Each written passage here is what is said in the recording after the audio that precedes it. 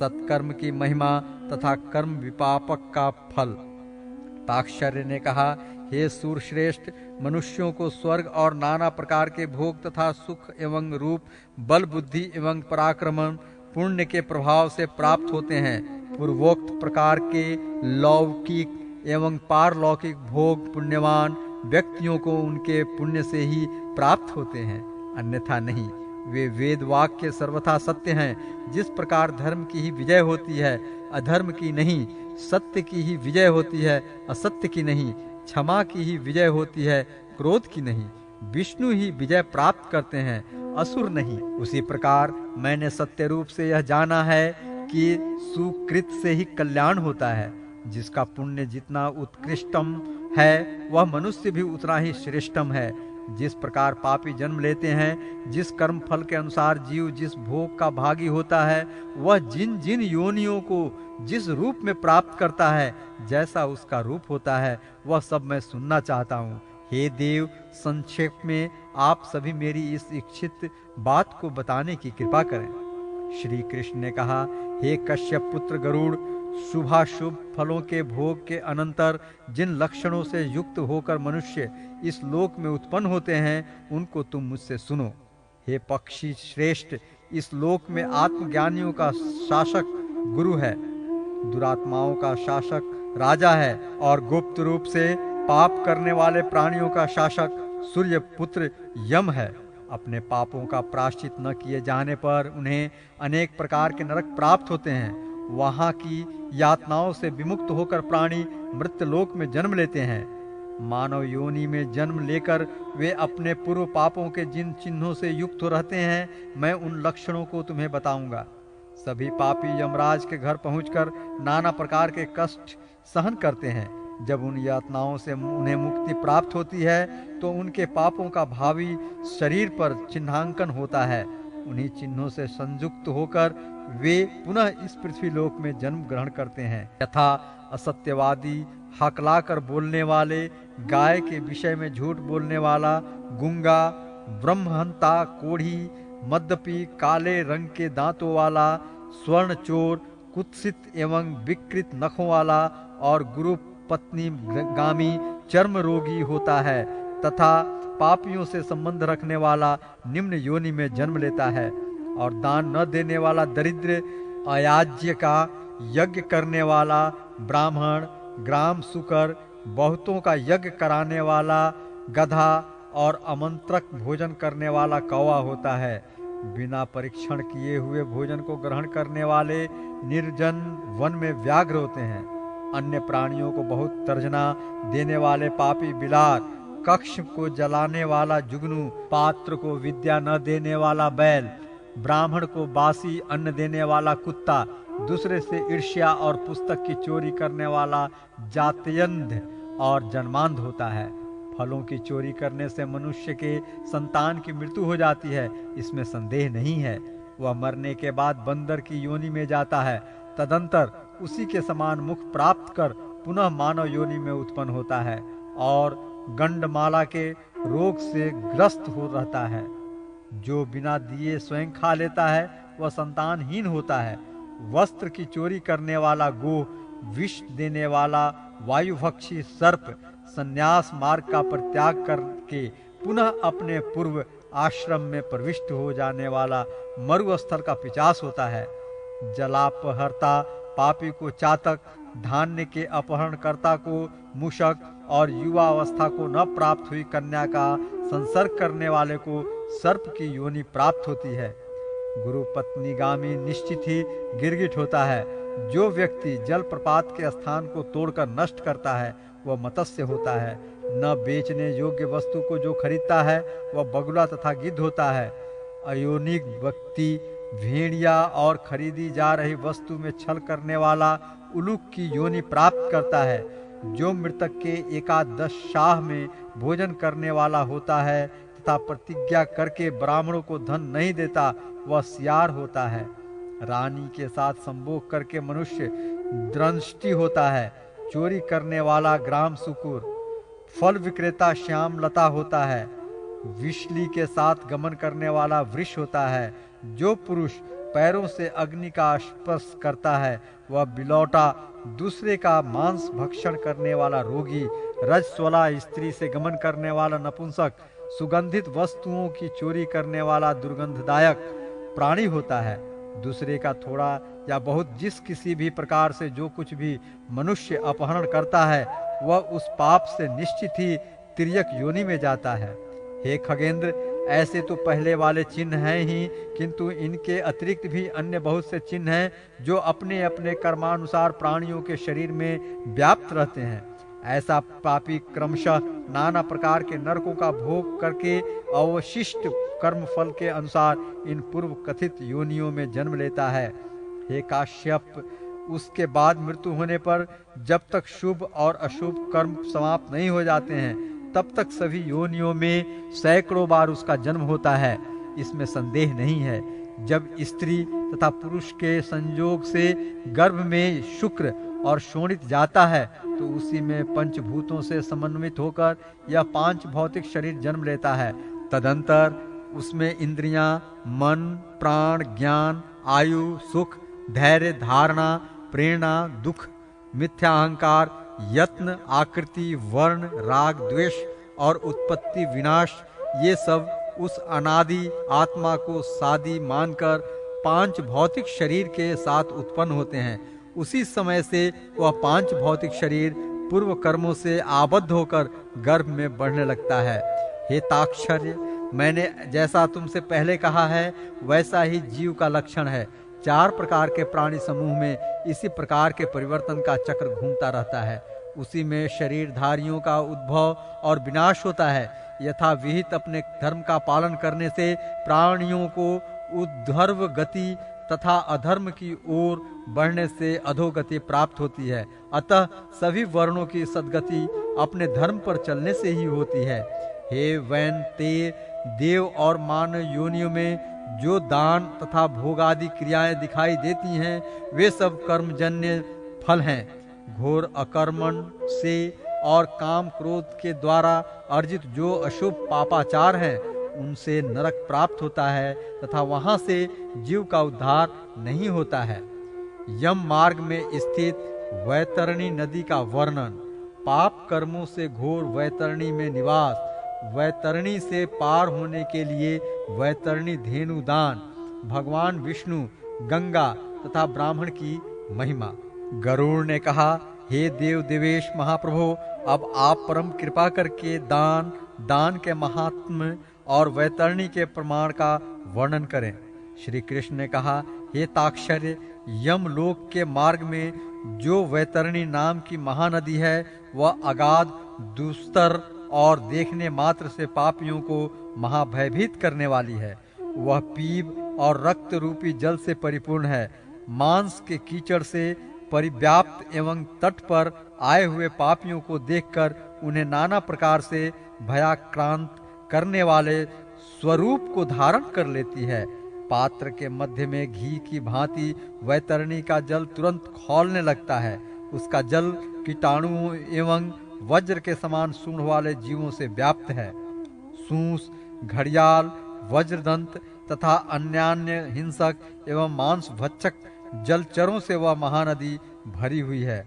प्रलय के अंत में जैसे 12 सूर्य उदित होकर विनाश लीला करते हैं, वैसे ही वे वहां पर भी सदैव तपते रहते हैं, जिससे उस महाताप में वे पापी चिल्लाते हुए करुण विलाप करते हैं। उनके मुख से बार बार हा भ्रात, हा तात यही शब्द निकलता है। वे जीव उस महाभयंकर धूप में इधर उधर भागते हैं, उस दुर्गंध पूर्ण जल में डुबकी लगाते हैं और अपनी आत्मग्लानि से व्यथित होते हैं। वह महानदी चारों प्रकार के प्राणियों से भरी हुई दिखाई देती है। पृथ्वी पर जिन लोगों ने गोदान किया है, उस दान के प्रभाव से वे उसे पार कर जाते हैं। अन्यथा जिनके द्वारा यह दान नहीं हुआ है, वे उसी में डूबते रहते हैं। जो मूढ़ मेरी आचार्य, गुरु, माता पिता एवं अन्य वृद्धजनों की अवमानना करते हैं, मरने के बाद उनका वास उसी महानदी में होता है। जो मूढ़ अपनी विवाहिता, पतिव्रता, सुशीला और धर्म परायणा पत्नी का परित्याग करते हैं, उनका सदैव के लिए उसी महाघिनौनी नदी के जल में वास होता है। विश्वास में आए हुए स्वामी, मित्र, तपस्वी, स्त्री, बालक एवं वृद्ध का वध करके जो पापी उस महानदी में गिरते हैं, वे उसके बीच में जाकर करुण विलाप करते हुए अत्यंत कष्ट भोगते हैं। शांत तथा भूखे ब्राह्मण को विघ्न पहुंचाने के लिए जो उसके पास जाता है, वहाँ प्रयत्न पर्यंत कृमि उसका भक्षण करते हैं। जो ब्राह्मण को प्रतिज्ञा करके प्रतिज्ञात वस्तु नहीं देता है अथवा बुलाकर जो नहीं है ऐसा कहता है, उसका वहाँ वैतरणी में वास होता है।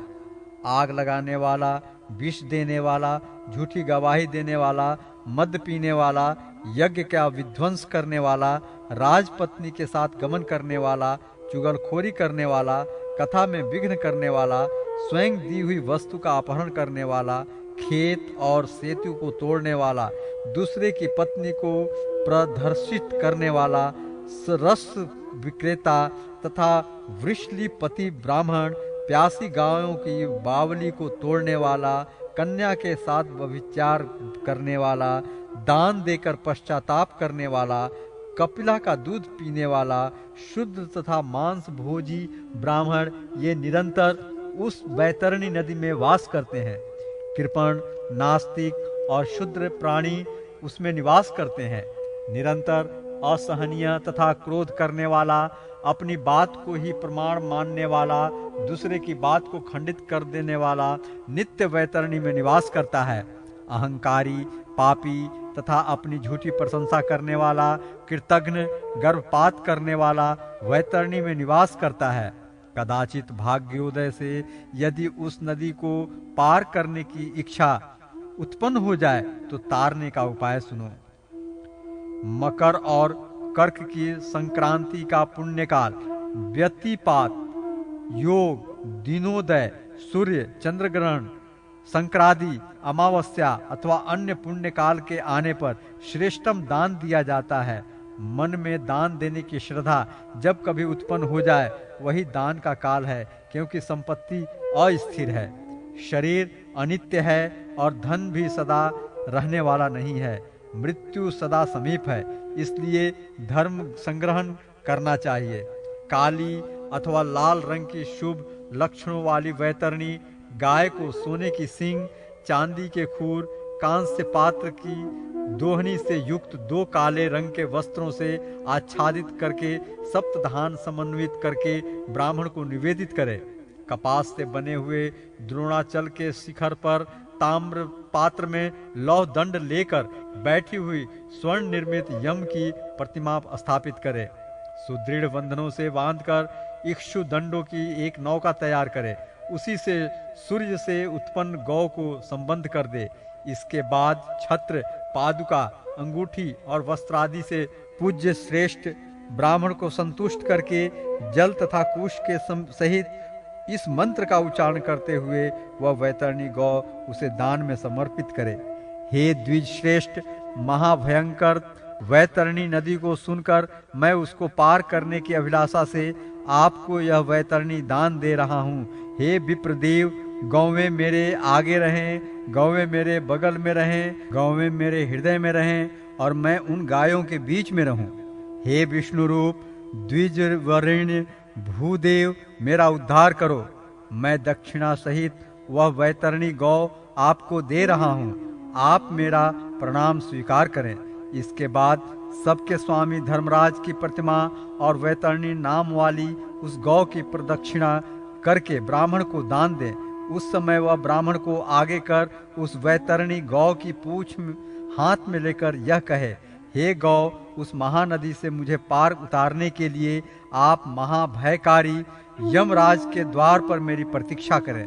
हे वैतरणी देवेश्वरी, आपको मेरा नमस्कार है। ऐसा कहकर उस गौ को ब्राह्मण के हाथ में देकर उनके पीछे पीछे उनके घर तक पहुंचाने जाए। हे वैनते, ऐसा करने पर वह नदी दाता के लिए सरलता से पार करने के योग्य बन जाती है। जो व्यक्ति इस पृथ्वी पर गौ का दान देता है वह अपने समस्त अभीष्ट को सिद्ध कर लेता है। सुकर्म के प्रभाव से प्राणी को ऐहिक और पारलौकिक सुख की प्राप्ति होती है। स्वस्थ जीवन में गोदान देने से 1000 गुना एवं रोगग्रस्त जीवन में 100 गुना लाभ निश्चित है। मरे हुए प्राणी के कल्याणार्थ जितना दान दिया जाता है उतना ही उसका पुण्य है। अतः मनुष्य को अपने हाथ से ही दान देना चाहिए। मृत्यु होने के बाद कौन किसके लिए दान देगा?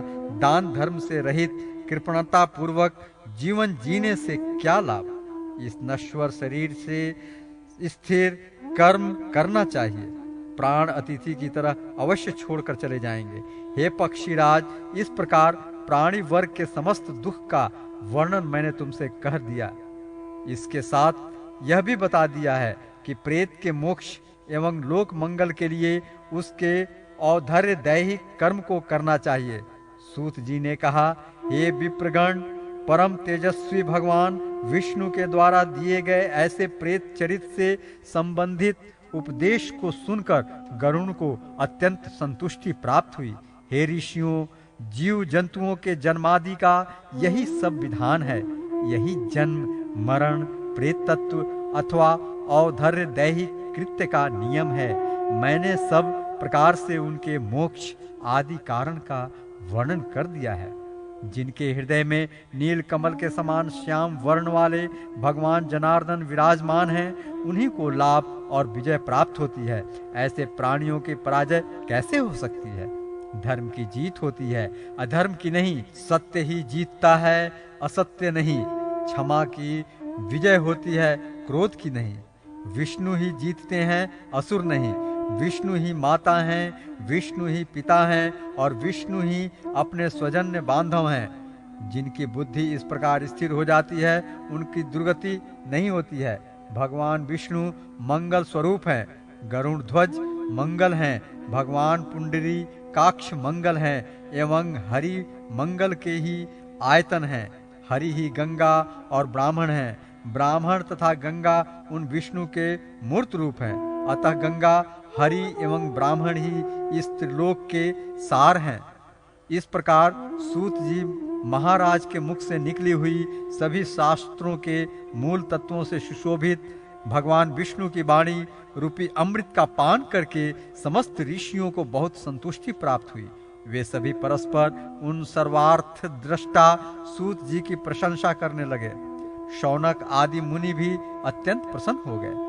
प्राणी चाहे अपवित्र हो या पवित्र हो, सभी अवस्थाओं में रहते हुए भी जो पुंडरीकाक्ष भगवान विष्णु का स्मरण करता है, वह बाहर और भीतर से पवित्र हो जाता है।